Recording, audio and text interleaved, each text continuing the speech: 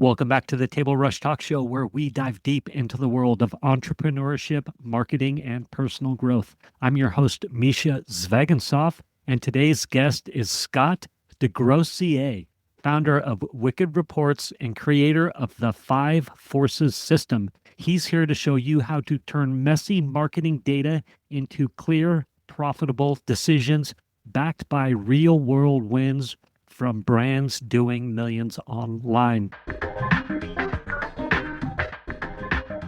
Scott, welcome to the show. Thanks. I love the three things that take up the majority of my life other than my family is entrepreneurship, marketing, and personal development. So this is this hits all the notes for me personally. So I'm glad to be here and hope we can have some interesting tidbits to talk about, I'm sure. Yeah, fantastic. I know there's some meditation practice in what you do, so we can save that till later, but I think let's get into what you do. And so you've built a platform that's become the go-to for e-commerce marketers who want proof their ads actually work. How do you explain Wicked Reports in the simplest terms, and what's the big results your clients walk away with?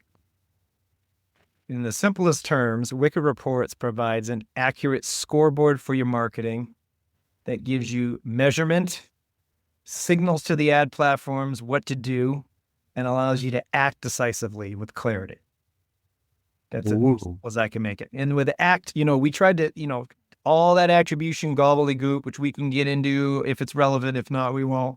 But we try to distill it all down to give each marketing campaign should be just a one-word action: scale, chill, or kill. I love that. Scale, kill, or chill. Yep. So chill is what that will scale is Chill obvious. is the most important one, actually, because that sets up for scale. So I was a NASDAQ day trader back in my 20s, and I was way into the trading systems. And zone trading was the thing because, as marketers, we set goals like, I want to buy customers at $50. And then you're rarely hitting that goal. You're either above it or you're below it. And that creates a lot of, you got to then do some thinking every time. Oh, is it up too high? Is the trend going against me? Oh, wait, it's low. Is that good? Am I going to be rich now and I can scale this campaign to the moon? And then you got to go look and think every time. And I was like, wouldn't it be nice if you could just chill out on a few things? Get a big list of things to do every day, particularly as a marketer, every role, right? So the idea of a chill zone is you set a range. I have a formula for this, but you're setting a zone or a range where you can continue to spend the same amount of budget. And then you don't have to think about those. The chill. If you have time on your hands, you can say, ooh, how do I optimize this into the scale zone, which is where you want to spend more because you're doing so well, making so much money. But you don't have to if you got other things to do, which inevitably you probably will. So that was the idea behind the chill zone. Set the parameters where you don't need to think. And then if it's in the scale zone, you're going to spend more. If it's in the kill zone, you got to diagnose and improve it. And that's when you dive into the data and the trends. And we have specific playbooks that you run to diagnose what to improve. On the kill zone, is it ever just scrap the whole thing and start again? Yes, probably half the time it means scrap. But before, there's a lot of effort goes into a marketing campaign. And when you first land in the kill zone, it's definitely not scrap. It's diagnose and improve. Because it could be that your traffic isn't the right traffic.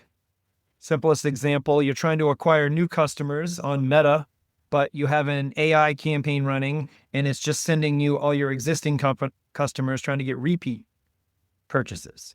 Because the pixel it's hard to do a job. And if it just thinks it's to make money, it's going to say the fastest path to make money is to target your existing customers. So that happens a lot. We see that a lot. People don't realize that they're spending money to reacquire customers they already have. So that's the first spot to look. Is the traffic actually the right traffic? Then you look at the creative, of course, the ad creative itself, but also the conversion rate. Is the landing page where we're sending them converting higher or lower than average based on that segment. That's the unique thing we do. We're always segmenting the traffic so you're comparing like against like. Like if I walk by, let's think of something kind of expensive. I walk by a fancy steak place. Well, if I'm a meat eater and I'm hungry and it's 6 o'clock and I'm in a big city on travel, good chance I'm going to buy. If I'm a vegan and it's my daily walk, no chance I'm going to buy. And if your ads are buying vegans that live next door, well, you're going to go out of business. And so we do that even at the most basic level. Just if you're trying to acquire new people, which you need to grow, are you even getting people that are potentially new customers in? And then all our stats reference just that segment, so you have the right benchmarks. Because if you're just looking in the ad platforms, they pile out all the different types of customers together. And that's one reason people have trouble scaling new customer acquisition, because they're really looking at all those juicy retargeting, which is just them claiming credit for your emails and your SMSs. So we dig into all that core for people. Scale zone is that literally start spending money as fast as you can until you hit the point of what I'm sure there's a term for it, where your return on investment starts going negative. Yeah, you see how far you can push it. And it depends on, the audience you're starting with, how big is it, the product, how much widespread appeal. Sometimes, because ad sets do max out. So you'll eventually get to a point where, okay, I can't spend anymore. All of a sudden my return on ad spend diminishes. And at that point, that doesn't mean, oh crap, I got to kill it. That means you lower the budget back down to where it was in scale. And then you're going to find a point where you just got to chill and find another. It's like fishing. You get a fishing spot. Well, you only pull so many fish out of one spot. You want more fish because you're growing your, fishing business. You got to get another boat, go to another spot in the water. And that's the same thing with advertising. Except for the time of delay, you might have to leave, and then with attribution, like certain times you throw in your bait, takes 3 days to 2 weeks to pull a fish out. But you can get a bunch of fish. It just takes 2 weeks to catch them. And most people will leave after 1 day with their boat. You got to hang in there. And then other times you'd be sitting there for 2 months and never catch anything. Yeah. So we suss that out for you, particularly with those lag times. Everyone just wants to throw ads out there and be rich. But I mean, there's a lag. People say, oh yeah, there's a journey. Then they look at their data and they panic when after 2 days, they're not, making their money back. So we got to educate them and align everyone on measurement time period expectation. Is it usually be fun for people, but they got to do it. Right. I think the expectation for so many of us that are trying to build a business, no matter whether we're just getting started or a well-developed business, is we want instant gratification. Like, I don't care how 10 much years on this one. This is my third business. This one's been 10 years. We almost got acquired a few times. I thought I was out. Yeah. Not that I wanted to be out, but at the same time, it's nice to have that interest. So yeah, it's a challenge. I could be meditating more. Yeah. Fishing, literal fishing. So marginal return is the term I was thinking of, economic term. Yes. Right. You spend a little bit more, and then at some point that little bit more doesn't do anything for you. So you guys are ratcheting up, trying to find that optimal marginal return, that little bit more. So most of someone's running some campaigns with you, and they've got 5, 6, 7, 8, 9 going, and you've got a few in the kill zone that you're diagnosing. You've got a couple in the scale, and then you're just kind of hoping for some in the chill, and you're really trying to find that scale. Like, where does the bulk of the ROI come from? Is it just the chill zone, or is it no? All comes in the chill, and you'll have those you'll have scale maybe 20% of the time. It's 80-20 rule usually on scales, and you'll have because marketing's experimentation. If you knew it was going to work, you just do it and scale the moon and be done, right? That just never happens.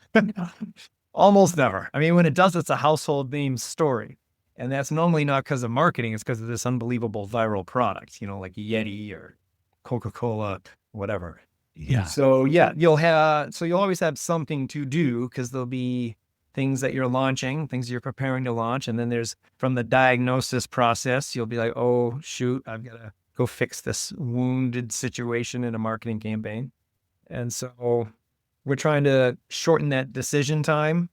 And so how we came across this was I was training up our AI, which we now have that auto analyzes and buckets everything, scale, chill, kill, or observing if it's not time to act yet, and realizing how many rules we had to bake in there. And I was like, man, this field admin is more complicated than I thought.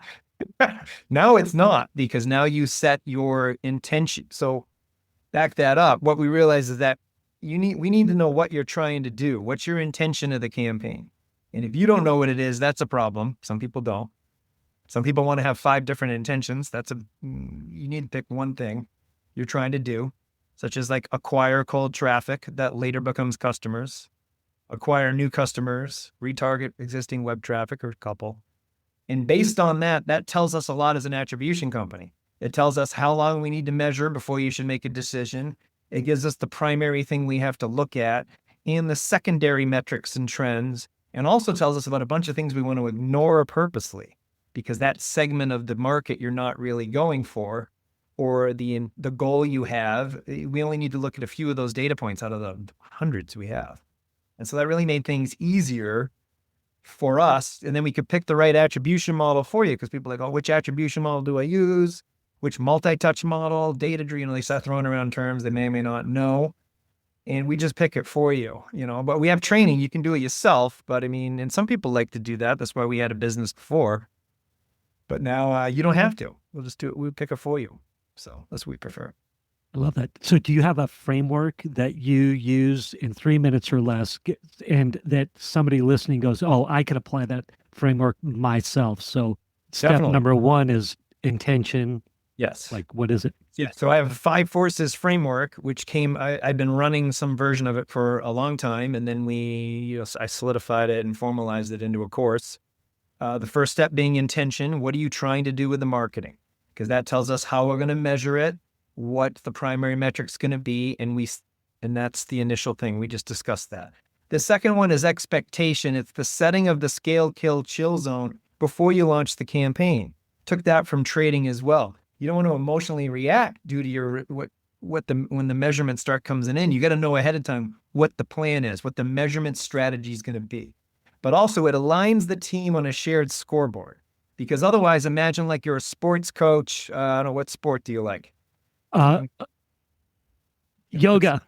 Yoga. How about surfing? Let's go with surfing. I was doing Ashtanga back out in California back in the late 90s. People thought I was a weirdo. It's Ashtanga, power yoga. Power yoga. Now it's all the rage, at least out here. It's yeah. Well, So, I mean, I guess football, we could go in. I love some football. I mean, I'm an Okay. NFL fan, so let's talk Okay. football. So you win the game. Overall, you need to win more games than you lose, the 1-loss record. But then there's the offense and defensive stats. If you only win the game 10-7, while the defense did great, offense had a bad time. So if your goal was, you have work to do on the offense.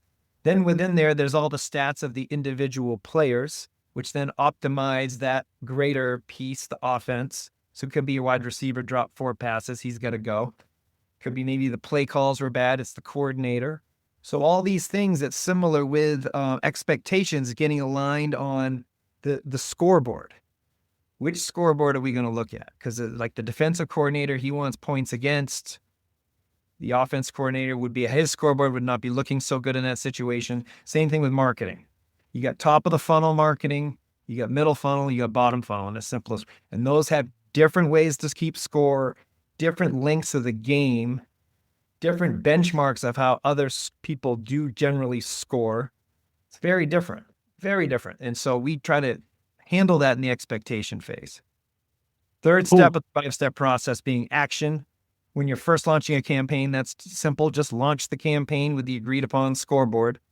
If you've already launched it and you're in this kill zone we talked about, you go through a process in step 5, and then you come back and take action or not. But you're creating a decision log in the action. What decisions am I making and why? And which ones am I going to ignore and why? Because people will ignore what the data says. Sometimes they're right, but they got to log it because otherwise you could say, oh, why am I not growing? And like you've ignored a kill for like a month because you just didn't want to deal with a new campaign. That's fine. You didn't want to do it, but just don't sit there and say, oh, kind of like that thing where the parable where someone's drowns and goes to heaven and God says, well, I sent all the rescue and the canoe and the boats and you ignored it. Like, why didn't you come for me, God? What do you mean? I came with you like 7 times. So the fourth step is outcomes. So that's in taking the measurement in the defined way based on the intention that when you already aligned yourself and expectations on the scoreboard. So it's taking the outcome, plotting it against the scale, kill, chill to determine what zone you're in. And then that leads to the fifth one, which is optimization, where you diagnose and improve based on looking at strategic areas that we already talked about, traffic, creative, offer, and then there's a couple others of product and customer quality. And then those different areas shorten they give you focus. So you're not just looking at a big pile of numbers. You look at these different areas, which then have certain stats, which then only have a couple of different levers to pull, which may be a lot of work, maybe not much work to do. It depends, but at least it gives meaning and action out of all the data rather than just, oh, my conversion rate seemed down-ish. Gives you like clarity. Yes, yes. I love it.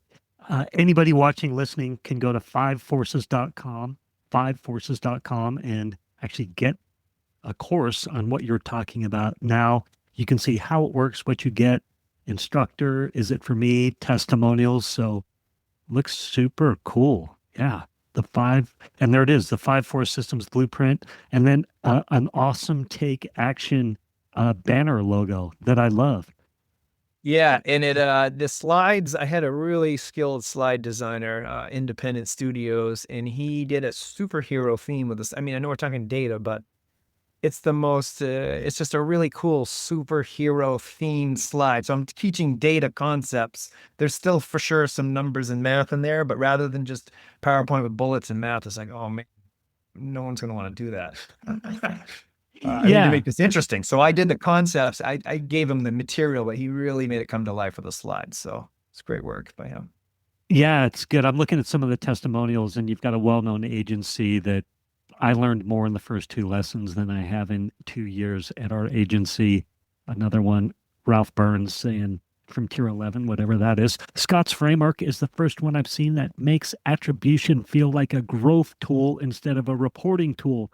So some people are grooving on what you built over there. So not to go down this rabbit hole, but again, anybody watching, listening, go to fiveforces.com and get the course. If you're like, oh my God, what Scott's telling me is blowing my mind, you can take an action on that right now. Quick, do you have like little, I'm thinking of, like you have, when you listen to music back in the day, we used to have the equalizer that would show the bars go up and down, right? You know what I'm saying? And there would be like, yeah, it's like green, yellow, red, right? Do you have little bars or metrics so that when a campaign hits, it's like, oh my gosh, do you have instant notification of when you should scale? Does that make sense? So you're like working away and all of a sudden you're like, alarms go off and you're like, oh my gosh. Yeah, go ahead. Yeah, so we have a couple versions of that. We have the wicked coach mines all your rules and then emails you based on that exactly. Increase budget here, decrease budget here. So it just does the work of looking at it. But then our AI actually buckets all your ad spend by scale, kill, chill at the top. You just click the bucket and it shows the campaigns with like 2 sentences. And then if you care to see more, you can hit a button and see the data that backs up the data evidence, basically. We don't want a black box system because, people come to us for transparent, accurate attribution. So if we're going to advise them, we want to tell them precisely why so that they can, know where we're coming from, they can learn, and it gives more trust. But also, we want to back up what we're saying, not just say, hey, spend more here because we said so. It isn't like, it's just not compelling enough. So. Well, of course, too. And I think, in the current market, it's like transparency doesn't really hurt. People just go, that's great. I thank you for sharing that with me. I would like you to continue doing it for me. Yeah. Saves you a lot of time. We Yeah. finally released it because I looked at, we inspected, me and my product manager, and we're like, I have nothing to add here and nothing to take away. And it took a long time. I mean, we got 80% of the way there in like 2 months, but then it took like another 7 to get where we could sleep at night knowing it's not misadvising people, because AI likes to, like, hallucinates the word, but also just like show off how smart it is sometimes when you like just stick to the script. Well, that took a lot of work to refine it down to like quit impressing everyone and just tell the facts. Now, that Hey, being said, sometimes it moonlights a little and it's like, ooh, that's nice. So we had to like allow it a little freedom, but not really. It's like training probably a really gifted kid. You yes. want to crush the gift, but stop walking in front of traffic while you're composing a sonata in your head, because you're going to be dead. Exactly. Give them just enough to keep nurturing the gift. You know, Yeah. not to go down this rabbit hole, but I use Chat GPT a ton, and I'm betting you're a lot more sophisticated. You might actually like On go this, to we are, I hope. But yeah, of course. You're going to no, you I have mean, direct ChatGPT is API great. access or whatever. Yeah. But I have built out all these projects, SOPs, project docs, workflows, all this stuff in just regular old Chat GPT. Their project functionality was so powerful.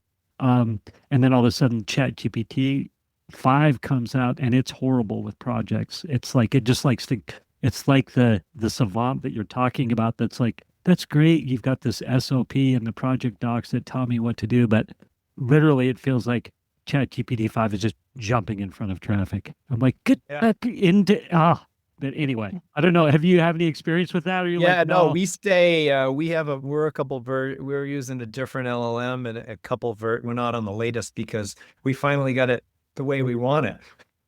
I don't think we'll switch because a lot of that hype is, oh, look what more it can do. It's missing the point. They're pushing this technological innovation that isn't satisfying the job to be done. And so from what yes. made our attribution company start to sing was we really bought into jobs to be done with. What's the job they're hiring attribution to do? Well, they need us to get accurate attribution. Yeah, but why? Well, they want to act. Well, how do they want to act? Do they want to go up and spend 2 hours pulling with their data? No, they're marketers. And what we realize is their marketers are usually missing a measurement strategy because not a lot of people talk about it, or they've got so burned by other tools not measuring correctly that, and there's so much work that goes into marketing and marketing strategy. We need to just support them with measurement strategy and just get down to how do they act on all this measurement. And so that really solidified. So that reminds me of the Chat GPT, where they had everything great, but they want to just show off, hey, now something smarter in some way. It's autonomous. And I'm like, well, I Yeah. want autonomous. I want it to be a good assistant. It's almost like they should have the other one be assistant mode instead of like Yeah. brainchild mode or something. I don't know. And they brought back not to go down this rabbit hole, but they brought back 4.0, the 4.0 model. And it's like the 4.5 model that you had us all using well is the one we want back. And for some reason, they aren't giving that model back. But anyway, I was just really feeling that pain last night. That's why it's top of mind for me. But we can press on. I will say this about the LLM you are using and that you've tuned and refined to really optimize what you're offering as far as attribution in your clients. You have the capability to stay with that model that's working. They aren't like forcing you forward or We're not being forced yet, thank God. Yeah, and I mean, with our part of our architecture is Amazon Bedrock. You can change the LLM with one line of code. You just go in and type, not me, but whoever it is that did it for me, yeah. Eduardo. He'd go in and just change that word, and we'd be using another one. But I'm like, no, listen, we Stop don't, that. because I was originally really excited about the idea of comparing them all, and then I was like, no one cares. They just want us to tell them scale, kill, chill, and have it be accurate. They don't care how we did it. We don't even need to use Yeah. AI. We just happen to use AI because now we can, as we add new rules, it's really fast to innovate. As some customers like, hey, based on this data point, I'd like to know blah, blah, blah. We can put it in like a few minutes rather Yeah. than the old way, which is, okay, let's do requirements. Now let's check it on a data source. Okay. Oh, wait, the data analyst, it'd be like weeks to sort it out just because that's just the way it is. And now we can just toss in the rule and see the result immediately across, a billion in ad spend and find out if it's like worth doing. So it's a really exciting time because now we have the infrastructure to innovate on anything new that comes at us. We can scale, kill, chill it for people based on what they need. So took That's 10 years, incredible. took 10 years to get there. Anybody watching, listening, it sounds like Scott's got a company worth buying right now. Get it? I got to give you 1% for that if it works. Yeah. You got to get attribution though. I'm thinking when AI, I mean, you've been obviously Chat GPT comes out and the bulk of us normal humans are like, oh, Chat GPT, this is awesome. But my guess is you were involved in LLM stuff well before that. When you started seeing the power of what AI LLMs could do for you, were you horrified at first and then thinking, oh, I'm scared, this could be the end of it? Or, and then you're like, well, let's get after it. Let's use No, it. this is a good question. It relates to entrepreneurship and leading the company because competitors rolled out chatbots right away and we had people blowing us up. We can get you in a chatbot in 2 weeks, yada, yada. And we experimented with them and they when they weren't good enough, they would hallucinate sometimes. So we're like, okay, we can't do it. It's already hallucinating. But then also it was so sure of itself, it would steer people the wrong way, even with good data. But then also with a chatbot, you got to start from scratch every day. You got to have a measurement strategy. If you just go in and say, analyze my stuff, my CAC is $50, it's just going to like do its own thing based on its own modeling or picking of its own attribution model. There's so many things that could do wrong and look so authoritatively right. And you got to start from scratch every time. Now, and then then there was the idea, well, you can create a chatbot and then you can turn it into an agent so it does it every week. But then next thing you know, you got like 20 to 40 different emails vomiting all this text at you and they may or may not cross-reference each other to see if they're accurate or are they conflicting. And I was like, God, this is a nightmare. This is going to make things worse. It's like, but then everyone was like, do you got AI? Do you got AI? And I was like, oh man, no, we don't. People be very disappointed in that. But I was like, I didn't come this far to roll something out that's crap. Just didn't do it. I was thinking of doing it. And so it really required this. It's almost like machine learning with some AI and then a bunch of governance rules of human sanity checks from doing this for 20,000 hours personally that are all on there. And my product manager are the same. So that it goes through this like series of, okay, it seems smart, but let's run it through these reality checks and make sure. Like, say you're trying to lose weight. It says, well, you're going to lose weight. And it's like, yeah, you can eat 400 calories a day. That ain't going to work. I just ate 1,000 for lunch. I can eat 400 all day. I don't care how accurate the model is that it could make me lose 3 pounds a day. I ain't doing it. So, or someone's going to laugh at me, even though it's statistically accurate. So there's a lot of that type of stuff, or, a lot that went into that. So it was really hard not to rush AI as an entrepreneur that wants the shiny object. I've made that mistake so many damn times. And I was like, what job are we trying to do? What's the outcome? Is this making it happen or not? And if not, I don't want to talk about it. I still catch myself wanting to just do things cool in the app, but then my product manager just hammered me. Because now he's more logical and he's got that framework, which I adopted. I wanted him to adopt, and now he'll like hold that up against me to like just kind of like mute a little bit of the, entrepreneur, to get a company off the ground, you got to have that fire, but sometimes it's just going to melt everyone. You got to be able to put on a hazmat suit once in a while. It's so good. How gratifying was it when you started seeing it really work? Oh, intellectual satisfaction is so tough to get as an entrepreneur. I mean, maybe if you launch something and it goes to the moon right away, then I don't know. I had where we went to 1 million ARR fast, and then we fell into the chasm. And then I thought we knew everything and we just need to build more stuff. And that was dumb. It was so satisfying because I actually saw that I always wanted the data to be able to reach its full potential, because attribution can't do everything, but there's certain things it should be able to do. And allocating your budget intelligently and profitably is the whole point of it. And when I saw that it actually did it and presented the evidence based on a framework I had created from being in the trenches for 10 years, it was just so satisfying. I can't even tell you. Like, I feel intellectually semi-complete in the field. That'll probably last till 4 o'clock. Well, I said I'd just jinx myself. Oh, I'll give you till Uh, 5. I'll give you till 5. Oh, I was just making a list in Notepad of things to just melt my product managers, all these other things to start doing. Totally going against what I just said. I was just like, because I have to get them out. You don't get them out, right? Then they're going to bug you, they're nagging at you. Oh my God. Out of my brain, put them somewhere, send them to him and say, yeah, just keep them at the bottom of the backlog. I just need to know they're there. I don't have to think about them. Oh my gosh. All right. I'm at wickedreports.com. Wickedreports.com. That's your, I guess, your main landing page. And the headline is Accurate Marketing Attribution for Advanced Media Buyers and Digital Agencies. And I should have asked you this question earlier, but for anyone who's heard the term 1,000 times but couldn't explain it, what's your definition of attribution? It's the marketing scoreboard. It's the scoreboard of your marketing. Ideally, it's the scoreboard of your marketing that's going to give you clarity to act confidently. That's the point of it. Now, additionally, it also can signal the ad platforms to bid on the right people for you. Not always, and this is not everyone does that. We do. But that's in a nutshell. You need an accurate scoreboard because otherwise you don't know what to do.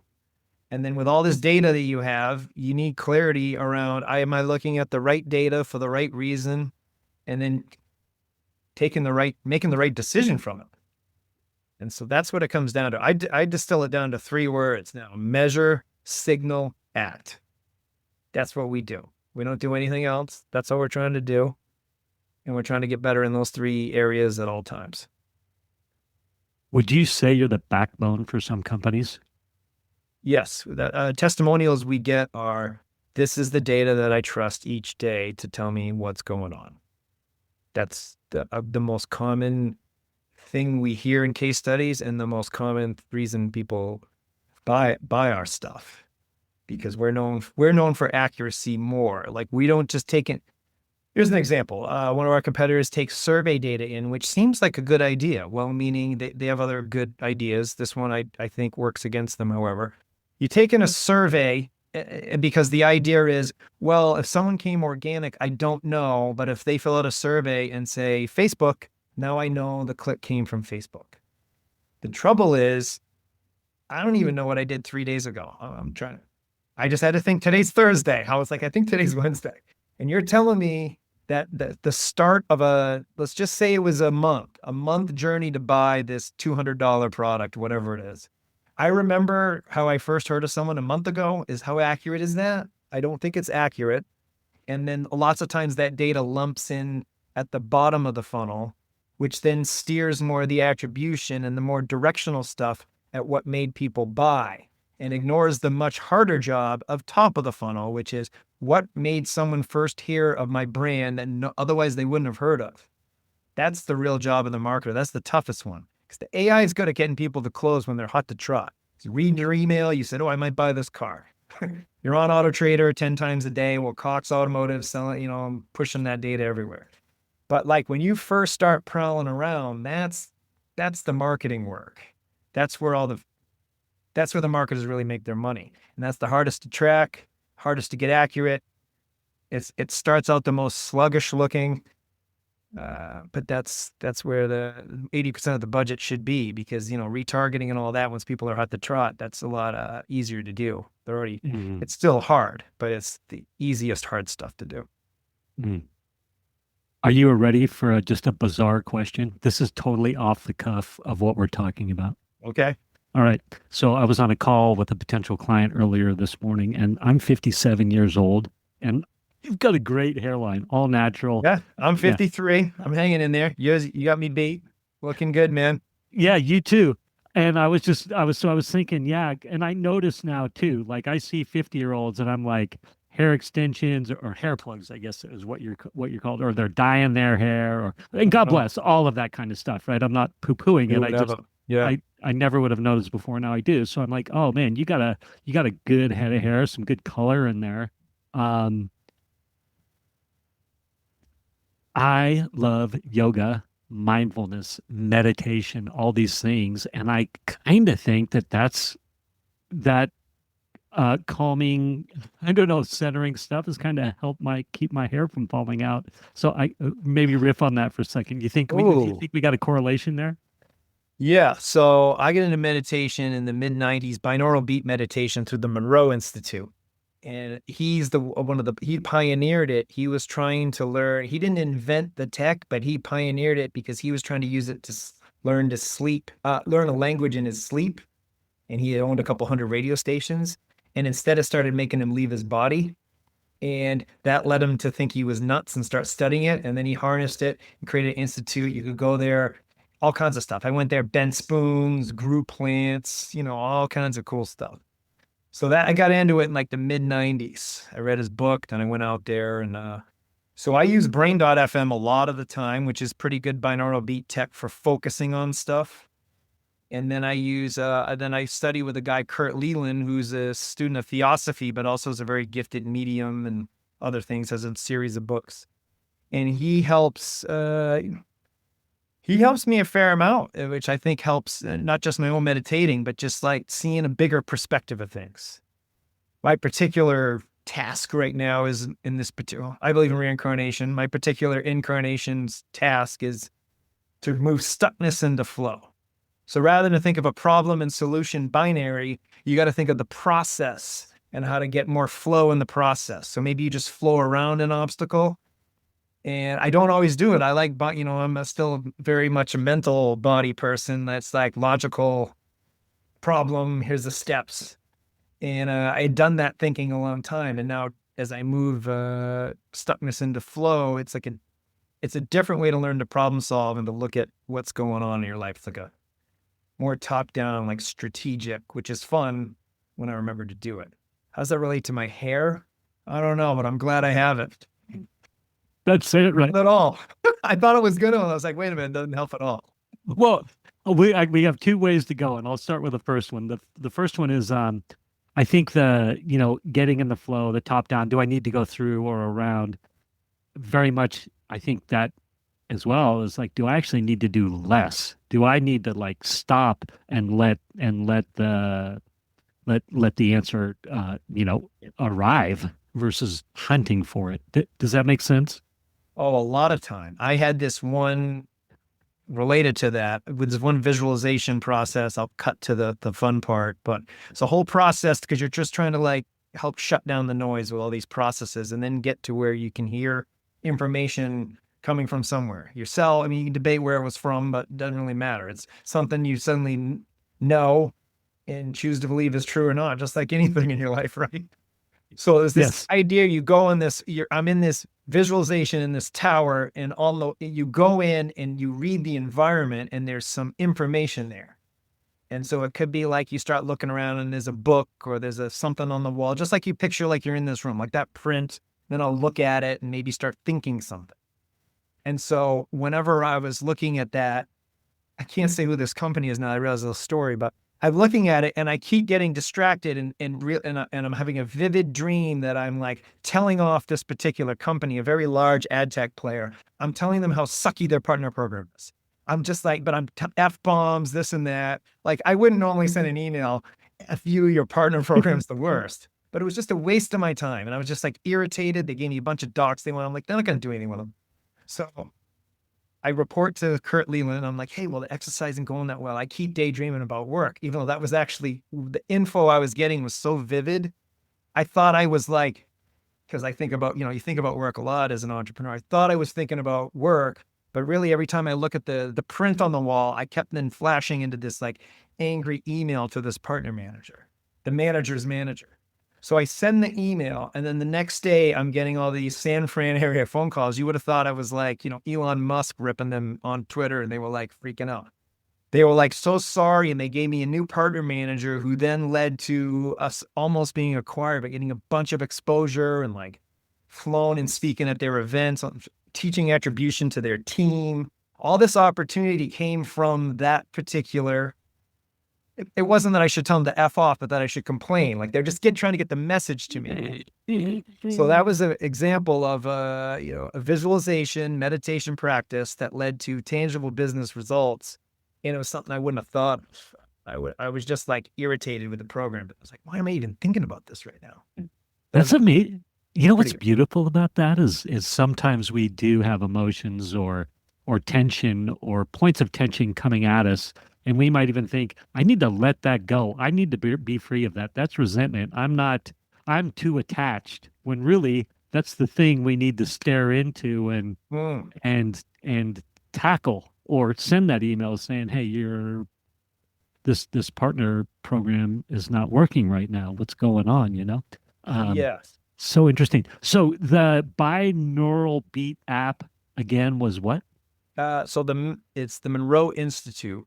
They have an app. They've also got DVDs, see MP3s you can buy and just try them out. And they have in programs you can go to in Virginia. Oh, cool.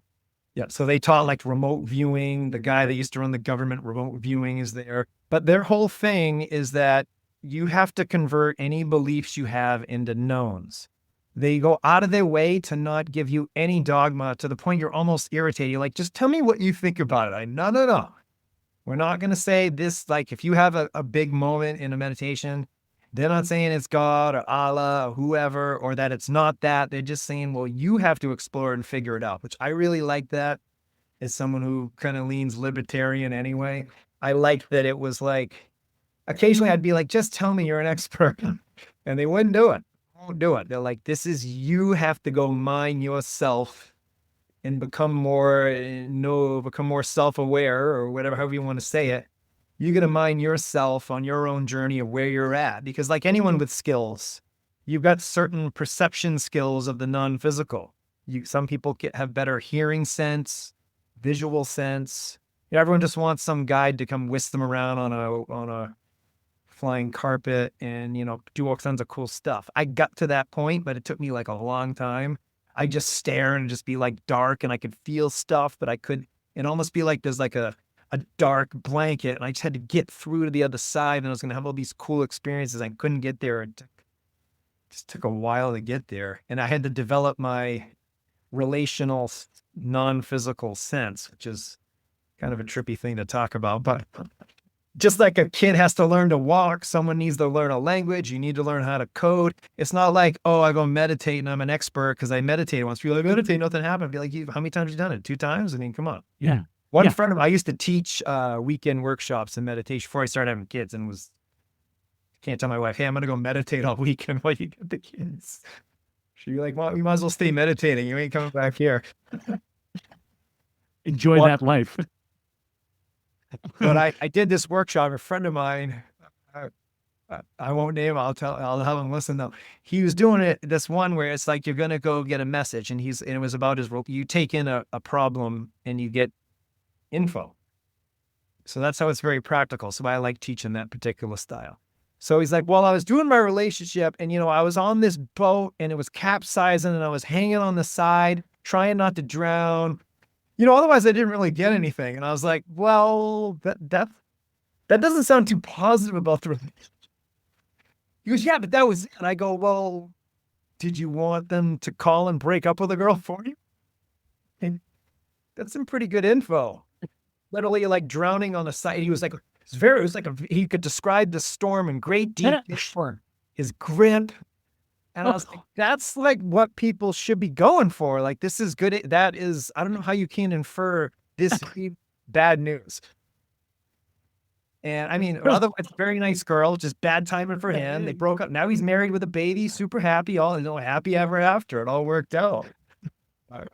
Oh my gosh. All right. So we've got the Monroe Institute, and you said your current mentor is Kurt Leland. Did I hear Kurt that right? Leland, Leland. So he has a website. He just got a lot of great books too. There are some on Amazon. Multi-dimensional humans, a really cool one, because if you're already someone who meditates or is into spiritual practices, you can. It's almost like a workbook where if like you're saying, oh, I like meditating, but I don't have a lot of guidance, then there's specific exercises you do to help get there. Or, whatever, there's all kinds of different non-physical sense development, which is pretty rare to find something like that. I battle tested it. It worked for me. I don't know about any, other people have to try it on their own, see how it works for them, but worked for me. True. Test and try, just like the data, just like the Yeah, attribution, test and try. that's right. And then, well, you mentioned so does the Monroe, Institute. yeah, do they have an actual app that does the binaural beats, or you said something .fm or They have something? an app, Monroe Institute, but you can just buy individual MP3s. They have some Oh, free okay. samples as well. They got a couple different binaural type technologies. They're pretty Oh, advanced, and they have it's science backed. It's not just someone, not that someone couldn't create something good in their own. It's not just someone riffing in their basement. They've been doing this for like 60 years. yeah. Well, they've Okay. been doing longer than anyone, so I trust them. And then Brain.fm's a good one as well. That's it. Brain.fm. Cool. Brain.fm is has some binaural stuff on it. Mm-hmm. Cool. So in regards to the hair, so I'm going to try and keep the story super short because this is about you and not about me. But I'm guessing that you eat fairly healthy. Yeah. Yeah, because I feel it otherwise. So I don't always eat fairly healthy. Like Monday, I was at the Red Sox game and then went to a steakhouse. So I had a sausage, a hot dog, and a steak, all between 7 and 11 at night, all night eating too. So I'll preface it with I'm no saint on it. Boy, it was nice though. Now and then we got to do it though. Now and then. Yeah, I just was Yeah. had such an urge. But no, I try to eat clean, healthy bowls usually, protein only for breakfast if I can help it. I try to caffeine just as a tool, not as something I'm drinking every day on habit. So maybe once a week if I need it, hopefully less. Oh, look at you. That's next level. I go in and out of caffeine. I'll quit for you. Yeah. I relapse every winter though. It gets cold and I'm just like, damn it, I just want a Dunkin'. I just want one. Why am I not drinking it? I just go have one. Okay. And then I'll then I might be right back on it. But no, I try to eat, I try to eat clean or if I'm not hungry, I don't just eat. I'm not a big faster. I think it's helpful to it. I just like food too much. Yeah. I eat the same stuff a lot of the time. Good. Same like certain things. Yeah, we kind of get in our grooves, right? Well, so I had for a hot second during COVID, I had this Robert Plant hair. It was just really, nice. really, yeah. But this lady kept pressing me, a friend of mine in the marketing world, and she was like, "How do you get your hair like that? How do you get your hair like that?" And I was like, "I just was born with it. I was born with it." And finally, she was pressing me so hard, and at the time, I was really struggling with coming up with frameworks, because we need to have a framework that we can bring to market. Now you've got your 5 forces framework that you can bring to market, and those are the things that we can monetize. And so I was leaving actually a Russell Brunson, like an inner circle thing, and there was 100 of us get corralled into, actually 600 of us onto an escalator, and she gets me at the top. She's like, "I need to know how you get your hair like that." So I thought about it and I was like, well, da da da da da, I do this, and then and I was like, oh my God, I got a hair framework. I get up and I use this and that and whatever, right? Yeah. And so then I was like, I started digging some more and I was like, secrets to healthy hair, right? And a lot of it is diet. And I was like, oh my God, like the top 5 things that it says to eat, I eat, right? And then it was like meditation because it calms the nervous system. And so many people who are losing their hair are stressing out, right? So meditation, yoga, this and that. That's how I'm tying all this together. So your lifestyle is actually supportive of of your amazing head of. I think, okay, yeah. So my framework for in life, got this from Kurt Leland in his book called Impulsive Living, Impulsive Menus for Living, which I don't think is the greatest title for how cool it is. The idea is that your soul wants you to grow in certain areas. And so as soon as possible in a given day, you've got to have a time that you played, a time that for spirit, a time for cycles, which is like laundry, bills, and crap like that, a cycle for work. And then as long as you do those, you hit and a physical. And if you hit all five of those, think of them as like five little fuel tanks. The earlier in a day you hit them, the more energy you have in a given day. And it's always true. If it's like 3 o'clock and I had this like, oh, I'm going to get a ton of work done and I haven't showered, didn't work out, and didn't meditate, it was a shit day. I don't feel great, or whatever. I didn't, it never works for me. So the sooner I can bang all those out, or at least most of them, so I only have one left, that's something anyone can try. Just try to do those 5 in the morning. Like the Miracle Morning Thing book was similar idea. There's a couple other ones that hit on it, but his was specifically these 5 energy tanks you hit. And once you've hit all 5, they all rise to level and you just have more available energy for your life. So it's really easy to test. It either works for you, either feel better or you don't. So I try to do that. And that's what works for me. So I guess it's similar. Yeah. Yoga, meditate. That's physical and spiritual right there. Play is something a lot of people don't do. I'm big on New York Times game app. Yeah. That thing. I mean, I just like doing it. I don't know if it's necessarily giving me more energy, but I know I feel better if I've done it. And if not, it's bugging me. I haven't done my Sudokus and my crossword yet. Yeah, that's good. That's good. I love that. It's like almost like the guilty pleasure. Yeah. Or stimulates Well, it the could be mind. just even reading for fun too. Yeah. Or then, just something for recreation, which you wouldn't think would be, I wouldn't have thought in my mental body state that it was like, I'm not achieving a goal. Why is that good? I need it. Yep. These days, if I'm feeling stressed or pressure, or like I need to get all this stuff done, I will literally in the middle of the day stop, I'm reading Sapiens right now again, which is such a great book, highly recommended. Noval Harari, Sapiens. But I'll just go, you know what? I need to have that play moment, step away, free the mind, read something fun. Yeah. So me, that's pickleball, softball, the game. Yeah, cool. Playing some with my kids and the others. So you sent me an email pitch via your daughter, 15-year-old, sending out podcast guest speaking pitches for you. But there's this whole lobster moment where it kind of led to this 5 forces. Like what's this? Tell me this. Yeah. So the lobster guy is a friend of mine since I was 8 years old. Getmainlobster.com. He had a lobster website and he had virtually no sales because he didn't have a marketing plan. He just created a lobster thing. Then he got in with Groupon and he started killing it. Remember Groupon? That was a big deal. Then that died out and he tried Facebook, spent $4,000, which was his whole budget at the time. Now his budget's like 100 and something K a month. Spent $4,000 and only made 1 sale. So he's like, oh, I'll never do Facebook again.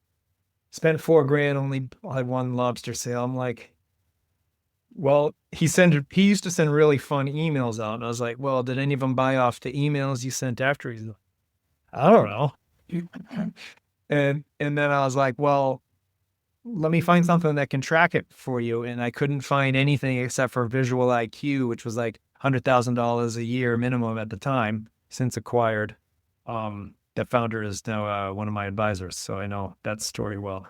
And so I'm like, okay, well, let's try, I'll go in and I'll tag all the ads with all these codes so we know what ad they clicked on and who you were targeting. And we targeted people that liked a Boston sports team, but didn't live in New England because we were getting a lot of hate at the time because all the Boston teams were winning, which was the best, by the way.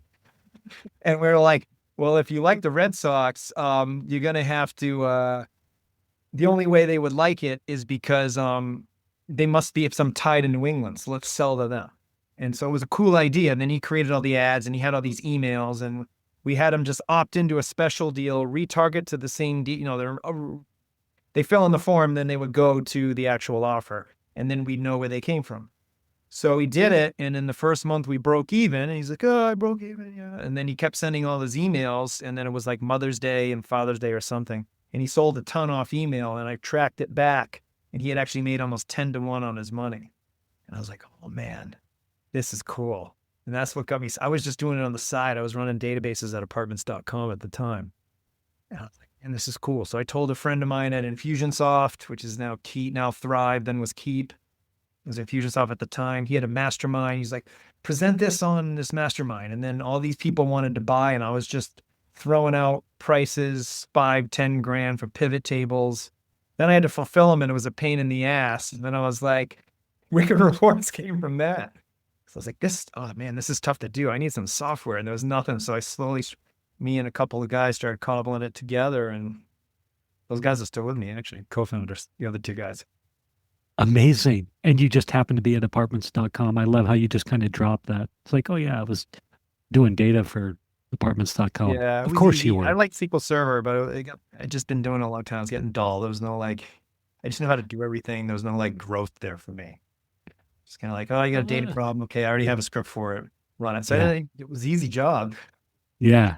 I already had all the scripts I needed to fix all the stuff. Hold on one sec. Sorry. Someone's at the room. Yeah. Sorry. He told me how to stop free. Perfect. All right, let's dive into your perfect customer and who you help. So if someone's listening and thinking, is this for me? What kinds of businesses see the biggest wins with Wicked Reports? E-commerce revenue, 3 million to 60 million is our wheelhouse. We have people higher, we have people lower, we have different business models, but that is our wheelhouse customer. Our trainings, the product's optimized for them, the training's optimized for them, and we already have built-in integrations that get people set up quite fast. So that is our perfect customer. The reason for that is if you get above 100 million, which we have people that still do quite well with us that size, but if you get into TV, you need to infer TV and podcast, radio. That involves multi-mix and media modeling or causality or incrementality tests. And Rockerbox is good for that. We haven't built those tools yet because there's enough going on with what we're doing now. And if you're under $1 million, you could use it if you want to have a marketing budget of at least 20 grand that you can safely spend though. And you want at least a set number of transactions a month, hundreds a nice amount. Because otherwise, if you're paying us 500 to 800 a month and you're only selling 5 or 10 things, you're going to get irritated that you're paying so much for this data. Even though it might help, it's a pretty big spend if you're having that few sales. So I don't recommend it if you're really small. You got to there's other ways to try to hack together something. But that's where, so we do have many unique custom things other business models can do, but that's just what we chose to focus on. Because that's where our case studies come from, is generally that segment. Cool. Appreciate that. Thank you for sharing that. I interviewed Brock Shepard of Mason Interactive. Have you heard of him? I have not. Okay. Episode 766. You might give it a listen. But the reason I bring him up is because he went on this tangent. It was very powerful tangent, or riff, maybe we would call it, about the power of the streamers and marketing on the streamers and even some of old school TV. He's like, surprisingly right now, that's very, very powerful. Deny or confirm that? Neither. I only like to deny or confirm things that I know for sure. Okay, cool. There's ways to prove that those things can provide lift, for sure. But I haven't ran those studies or spent any time worrying about it because it's out of our ICP. So I don't know. Yeah, cool. I didn't mean to put you on the spot. It was it's fine. You put me on the spot. Hey, I'll just get right off the spot if I can't handle it. Next. Well, and who knows? Maybe there was someone in your circle. Obviously, you've got a circle of influence who's in some version of this level of marketing. Well, in measurement, there's a lot of chat on halo effect. And because marketers want the halo effect to be as true as possible, because that halo effect means, Well, I don't have any evidence, but it definitely drove more revenue than was clicked on. And that certainly can be true. Now, that's when Meta gives its view through attribution and Google does the same. But everyone always complains about those, that they're inflating it too much. So the truth's in the middle. Where it actually is if you see sales from your multi-touch attribution solution that show direct or brand, then that came from something else, unless you're a household name. They don't know your domain or type in your domain and click on an ad unless they already knew about you from earlier marketing. That is halo effect. That's the amount of revenue you have to work with for the halo effect, in my opinion. So we were kicking around doing it, but then we just added in Meta's view, and you can just on the fly change how much confidence you want to give it. So you can determine your own halo and add and remove it on the fly rather than us black box at India. So ideally, that's the instruction we give for them, but people want if they want more. Yeah. Yeah. It's cool. I will press on, but I think what was most fascinating, what Brock was talking about, was just the power of some old school media channels where the impression is that's dead. But he was like, oh, direct mail. Direct mail is really well. Yeah. I got direct mail from Alex Hormozy. I'm sure you've heard of him. Yes. Yeah. For great books. For his latest. But anyway, that's what got me to look at his funnel. Okay, so quick, who do you wish would stop trying to use attribution because they are not ready yet? That would be people under $500,000. I feel like you've got bigger fish to fry under $500,000, or people with like 10 sales a month. Like you've got to just get more sales. Your time is better spent getting more sales.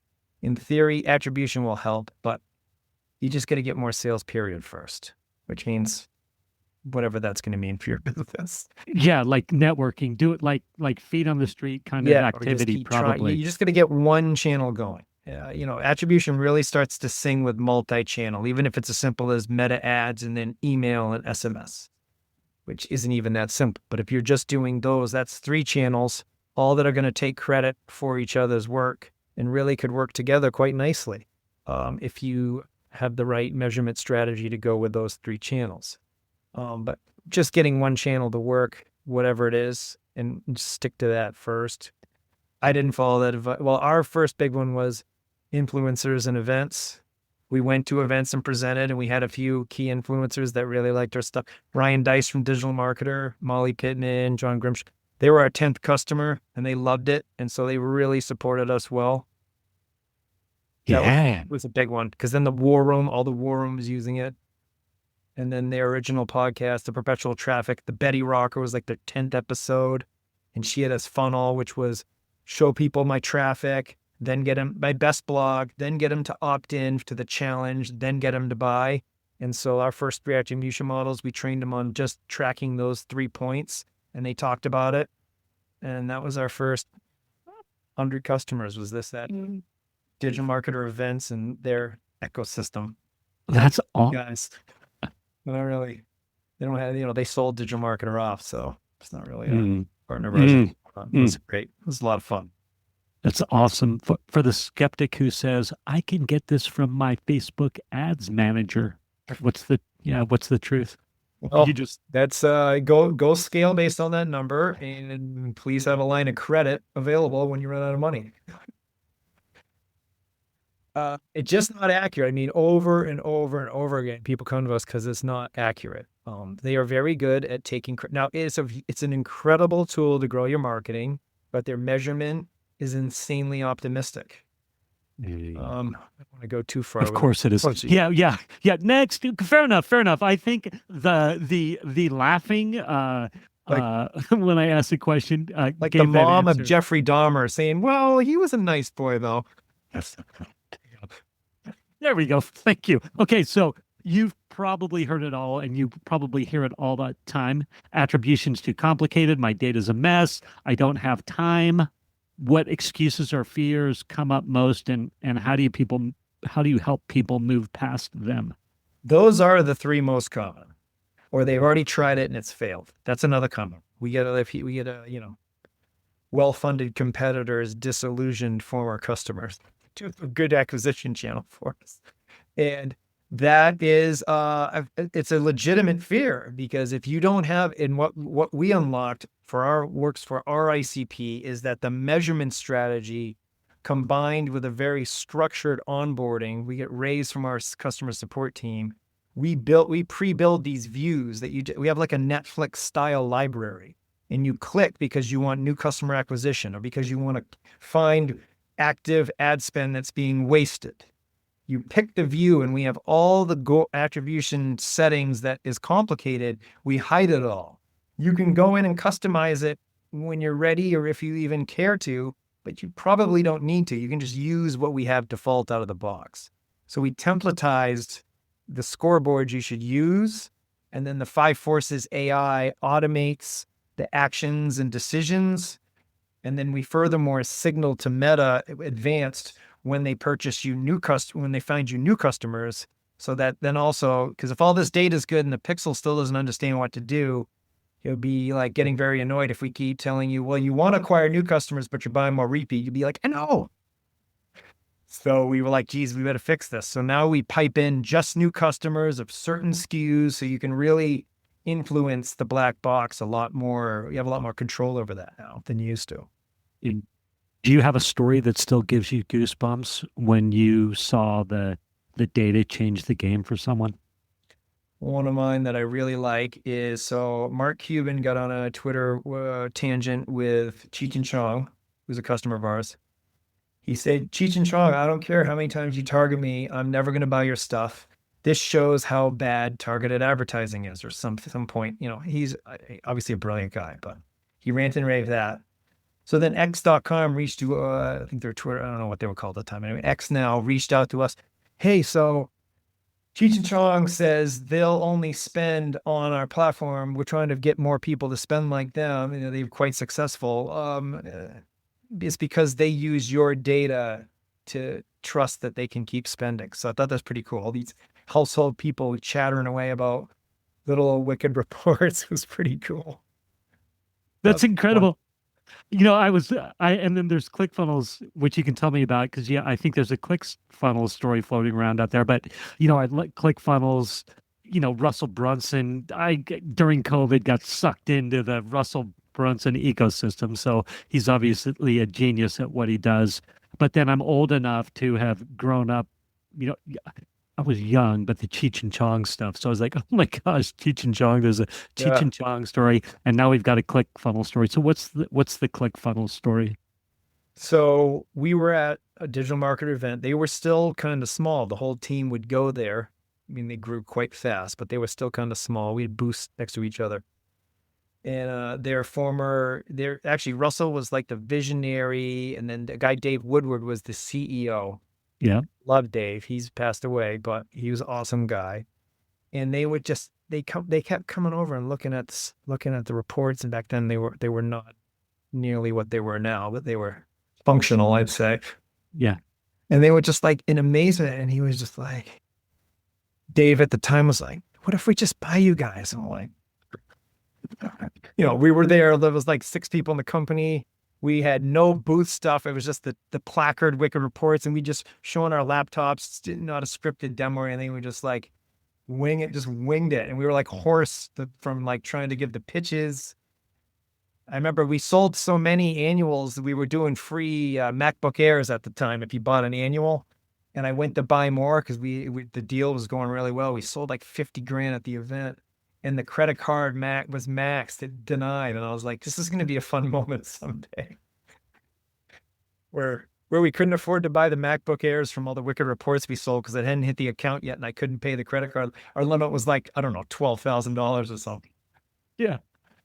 Oh my gosh. So they were there. They went out, took us out for drinks. They got all excited. And then actually Russell, and we're finally reasonably simple. But we weren't then. Like if I'd been on our podcast, I don't even know how I would have described what the hell we did. And he was like, I don't know how I'm going to sell this. It's complicated. And that tanked the deal. And he was right though. And I didn't have like, oh, well, you're just going to do this. I was like, I don't know. I tried to say something, but we Yeah. really didn't even know how to position ourselves right. What our ICP was, please buy whoever you are. Yeah. Oh, here's a bunch So, of data. I hope you know how to use it. We came a long way. I mean, we've been doing 8 years since, or 6 years, 7 years since that happened. But yeah. Oh, interesting. Interesting. I did have a chance. I was in some of Russell's coaching stuff, and did have a chance to have a bunch of interactions with Dave, actually. He was so open and just a great guy. Yeah. Sorry to hear he passed, of course. You've analyzed 55,000 campaigns, 55,000 plus campaigns. What's one surprising ad strategy that's still working? the one that still works is if you can segment so that you are only bidding on new customers and measure that correctly on Meta, you can actually grow your new customer acquisition. Whereas it's a data centric one. People still buy off email all the time. And so for the analysis from those 55,000 campaigns, I should back up 1 second, was that it is way easier to get a repeat customer than a new, and like 4 times easier. So if you're in there seeing your Meta campaign say, hey, we're getting a $20 customer, that's including all your repeat. Your new is probably 60 or 80. And then if your math was, I need a new customer at 50 and you're wondering why you're not growing, that's why, because you're actually 1 out of every 3 is actually a new, and you're actually paying way more for them. And that's the whole thing people aren't aware of. But if you go in and say, hey, what products did my previous new customers first buy? Then build a campaign around just the products that work on new customers for the first purchase. And then make sure people not already data. Those 3 caveats work, but that still works. And get them in and start emailing them. Love Old it. school, but drives a ton of revenue. I love it. So good. Rapid fire round. I have a rapid fire round. Morning person or night owl?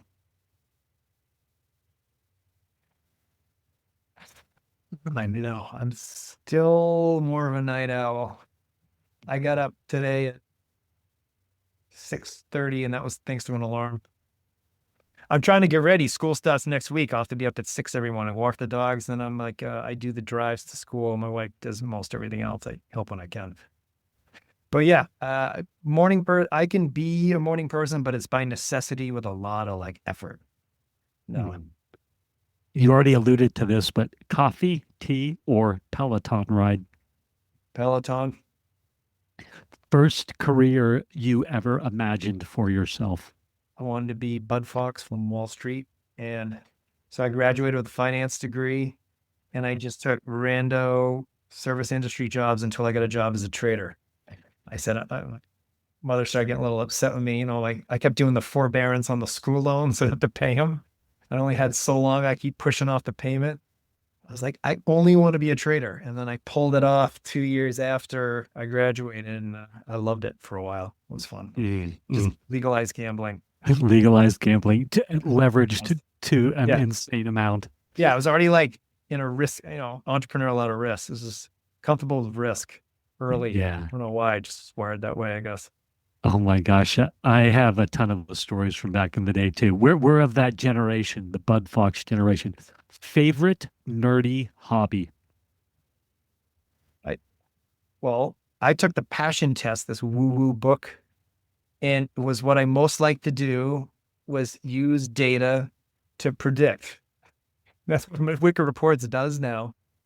And that's I used to like take fantasy baseball.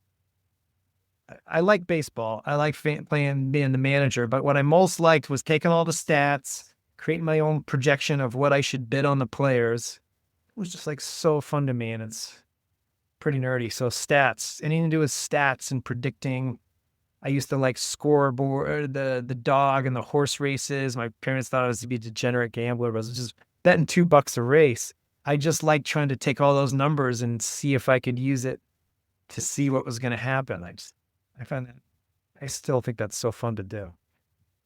So that's why I'm in a good spot when I do. That's what this is. You can't sell. You can't sell, Scott. No, now it's actually, I have my brain up in and it's actually predicting for me. So Yeah. you would use it to, I like to maybe find some other gap in stats and do it. I've been doing marketing for a long time, so it'd be coming to an end when it ends, right? Yeah. Yeah. Yeah. Yeah. One book you think every marketer should read?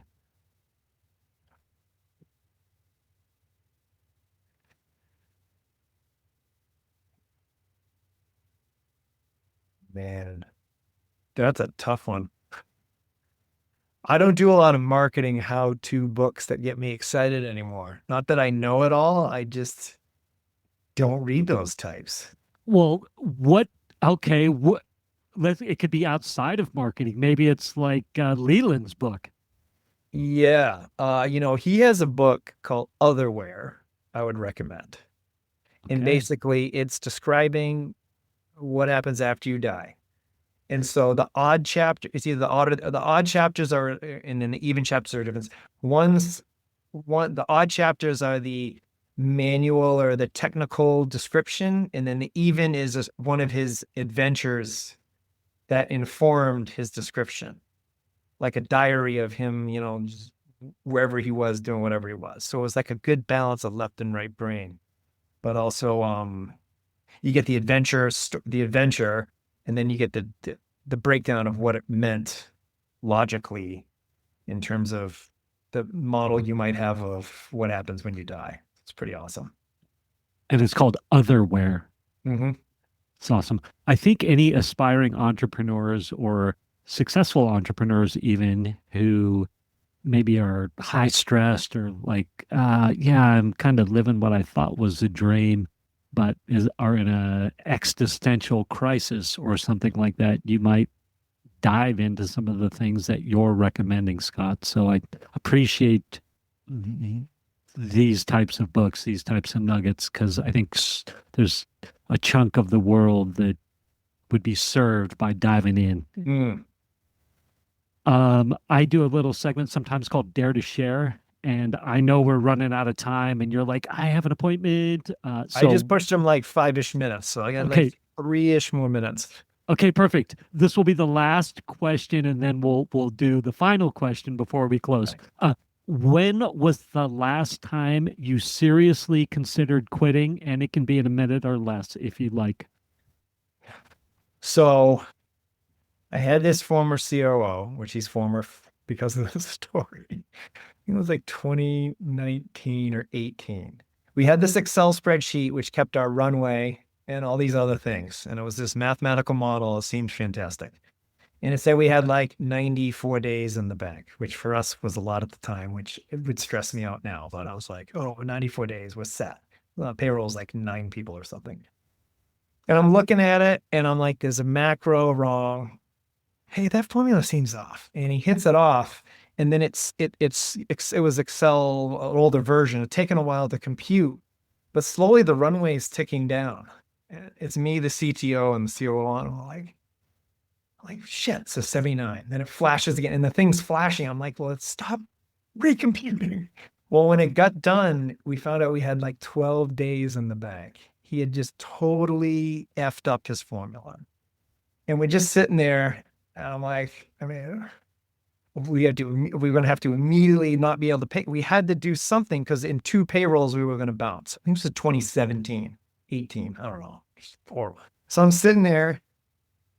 I'm like, I got to get off the call and digest this, but we're going to have a plan by tomorrow. And we're going to have to, pay cuts, sack some people, all this awful stuff that happens sometimes in SaaS. It doesn't make it any more pleasant. So I get off, I call my father-in-law and I tell him, he's very close to me, and he offers to wire me money so that I don't have to pay myself on the spot. Not that he's like wealthy. He did okay, but I wasn't calling him for money. I was just like, shit, what do I do? And then I get off with him and I'm like, Jesus, because my wife was, and I was going to think, then you got to tell your wife, Jesus, I've been working 100 hours and guess what? It's going to shit. It's like awfulest feeling. And that was like one of the only times I ever just like bawled. And I was just like, oh my God, I got to go tell my wife we're taking all this risk. And now like, I'm not going to get paid and all this drama. That was when I was like, oh, Stop did the I do? madness. I mean, now it's just a riveting emotional story for my future book. But at the time, it wasn't that, man. It was like, you got to fire people for no, just like, I'm not gonna be able to pay you. So why are you going to work? And then like, oh, I mean, like, So gnarly. so horrible. Oh, you made it through though. Oh, horrible. Yeah. And then, that was a tough day. Mm, It was a I tough do. month. And then it was like, well, what the hell are we doing? Then we got serious and actually dug our way out of it, which, there's always these grit, resilience, start and stop things in SaaS. It's not like, oh, I got an idea. It's going to go perfect. I mean, every once in a while you read those. That's why they're going viral as stories, because that's 1 in a million. Everyone else is just like, you got to like fight tooth and nail every day because there's always something. Oh, we're selling so good. Oh, shit. Now we can't scale. Now the database is running slow because we have too many customers. Oh, we landed digital marketer. Yeah, they have 500 ads. We can't manually tag those. What are we going to do? It's just like you keep getting more and more challenges you got to solve. Mm. And then you get distracted from like, well, are they actually getting the outcome they want? So I learned a lot for the next one if I dare to go back in. I probably will. Okay, Scott, call to action section. For the business owner who is tired of flying blind, where's the best place to connect with you, learn about Wicked Reports, or dive into the 5 Forces system? Sure. WickedReports.com is the best. You can go over to the demo section and we have quick walkthroughs to see how the tool operates and given jobs to be done. And then you can book a live call with someone on the team from there. LinkedIn, I'm available, Scott Desgrosseilliers, long last name, or Scott Wicked Reports will find me. And then the 5forces.com, spelt or typed out. I got both domains. That's for the course, for those of you that are interested in the measurement strategy framework. Beautiful. And that's a wrap on this episode of the Table Rush Talk Show. Big thanks to Scott. To Scott D, I'm going to say, because I don't have the how to pronounce it in front of me. I'm sorry. Let's try that again. And thanks. Wait, and that's a wrap on this episode of the Table Rush Talk Show. Big thanks to Scott for pulling back the curtain on what really drives profitable marketing decisions. If this episode sparked something in you, share it with somebody who needs to hear it, and check out wickedreports.com or 5forces.com to go deeper.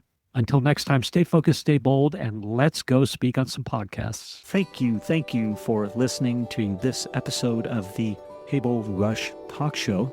For resources to help you sell your stuff, go to belove.media/resources. That's belove.media/resources. And be sure to subscribe, comment, 5-star, and share. Thank you again for listening. I got the email from Lily. Is that an AI? My daughter, but it's also, she's chugging out AI in that podpitch.com. It works really well. Yeah. It really does help. I have to admit, reluctantly admit, it does save a lot of time. Oh my, yeah. I use Podpitch. I help people get on podcasts and love Podpitch. I mean, it's I've used a bunch of different tech, but Podpitch it's that second and third email that are so powerful on it. Yeah, it does because like everyone's getting a lot of email, but the pitches it puts together are good. Yeah. I had my 15-year-old daughter. I was going to sick her on it, so I got the email ready, and then I saw a Podpitch. I was like, forget it. We're just going to use this. And it worked out good. I mean, she has a job at a boutique clothing store that she loves after school once in a while. So she'd rather do that than get dad on pods.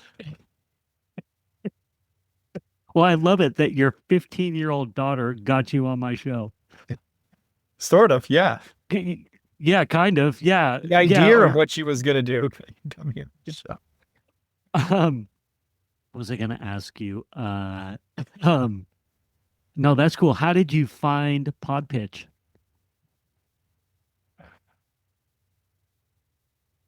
I think they found me. I think cold email doesn't work that good, but it was like right when I was thinking the whole team was like, when you're talking on podcasts or at events, that's what drives a lot of business. You got to do more of it. And I was like, okay. And then Pitch happened to email. I don't know how. Maybe voice analysis, heard my computer reported back. Scott needs help with pods. Yeah. Old email came through right around the time I was going to have her do this. And it was just good time. It was fortuitous timing. It's like, hey, save a lot of time. We'll find pods that want you on the show that you want to be on or something. I was like, all right, why not? I can try it. And it worked like fantastic right out of the gate. Fantastic. Cool. And are you just using her email? So you're the one managing Pod Pitch, or A lot of the time I just have it forward to me. Why even have her, if I'm just going to tell her what I mean, it's usually very straightforward. So a lot of time I just have it forward to me and just deal with it and don't even bother cut the middle. Now she has field hockey now. So she doesn't field hockey. School starts back up. She got a part-time job. So I just leave the mechanism in place, but she's not doing it. love it. And then one last question and we'll get to it. How many pitches are you sending out? How many do you have it dialed in to send out? Like 5 a day? Or are you doing the full 20 a day? Or I think it's close to 20 a day. But I've been on a lot of my own merits before. So I have I've been on some pretty good size marketing ones already. So I already was had cred on some of them where in the marketing space, people already know me. Yours is a little bit different. yeah, It's marketing, but I mean, unique style that I thought was interesting. So I was excited about it. So sometimes it'll pitch and they'll be like, I generally check and it's usually quite accurate, or it's ones I want to be on for entrepreneurship and stuff. But yeah. I got on one and it was marketing 101 for chiropractors. Oh, And he was just ready to go. So I actually, just extrapolated what I knew on data-driven decision-making. And I had close friends of mine run a chiropractic practice. So I was thinking of them. So he was very excited. And I got a couple for him. It was a couple thousand views in like a week. So he was pumped. nice. Wow, though, it'll pitch someone I'll be like, oh man, I feel bad. Like it pitched him. It's pretty rare though. It's Yeah. quite learning what you like and don't like. Yeah. Yeah. So you'll literally get on they'll be like, yeah, we'd love you on our show. And you're like, oh, no, not after all. I just wanted to see if you wanted me. I'm being like and the area. I'm being like a single female. Oh. yeah. So can you tie any clients to your podcast guest speaking? It's really worked well because our top of the funnel is basically cold email, which doesn't work very well, but does get you on the radar. And my marketing guy just runs ads to the full episodes of the podcast. That's all Nice. doing at top of the funnel, and calls have probably doubled in 3 months. Fantastic. And you're running. I'm an attribution company. You can't really attribute. So it pains me, but we're not we're D2C attribution, because B2B is tougher because of this type of stuff, because it works, but you can just say, oh, I wasn't doing it. And now I have more pipeline since the same time last year. And it's the net new stuff, which isn't the way I like to do attribution. I'm a math guy, but facts are facts. It's strongly helped. Because Love that's it. the only thing I'm doing at top of the funnel. I'm not doing anything else yet. We're going to add in other stuff, but I said, let's just do one channel at a time rather than spray and pray 95 tactics. And I'm glad I did that, because now I know, okay, I've got to be taping, I've done probably 20-ish in like 3 months. It's been amazing. They're all good too. There's no like ones where I get off and I'm like, I wish I hadn't on that. It's always been like worth the time. Fantastic. Have any of the hosts used your services? A couple that they weren't through pod pitch. I just knew they had pods and were current customers. So I just go, hey, see you on a pod? You want me on? And they usually right away, like, yeah, done. Great. Perpetual Traffic. That's a big marketing one. He's a top 10. He's a heavy user. His whole agency uses my stuff, my company stuff. Spotlight Advertising. There's a third one I'm forgetting. There's two others I'm spacing on, but there's been four. Four of the pods were existing customer pods. Cool. And then any of the hosts that you've cold pitched got on their show and now they're like in your funnel and they're close to buying or they've purchased? You know what? I never even crossed my. I got a couple that have said actively, "Okay, I have some clients to bring you." This is in the past month, Yeah. but I haven't.